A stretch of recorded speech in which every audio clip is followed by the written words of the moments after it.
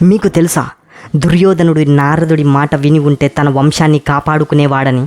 ఒకరోజు హస్తినాపురంలో దుర్యోధనుడు అహంకారంతో తన బలం సంపదను చూపిస్తూ ఉండగా అక్కడికి మహర్షి నారదుడు వచ్చాడు. ఆయన మృదువుగా కానీ గంభీరంగా ఒక హెచ్చరిక చేశాడు. నీ గర్వం నీ తెలివిని మించిపోతుంది. నీ లోపాన్ని చూస్తూ ఉండగల ధర్మం నీలో లేదు.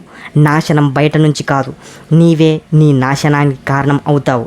దుర్యోధనుడు ఈ మాటలను తప్పుబట్టకుండా నవ్వేశాడు. అయితే నారదుడు చివరిగా అన్నాడు, నీ వంశం నాశనం అవ్వటానికి కారణం నీ గర్వమే అవుతుంది.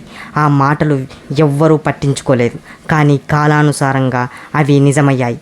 దుర్యోధనుడి అహంకారమే ద్రౌపదికి అవమానించటానికి కారణమైంది. అదే పాండవులు అడవికి వెళ్ళవలసిన పరిస్థితి తీసుకొచ్చింది. చివరికి కురుక్షేత్ర యుద్ధం జరగడానికి దారితీసి తన వంశాన్ని నాశనం చేసుకున్నాడు. మీకు ఏమనిపిస్తుంది? దుర్యోధనుడు నారదుడి మాట విని ఉంటే చరిత్ర వేరేలాగా ఉండేదా? కామెంట్లో చెప్పండి.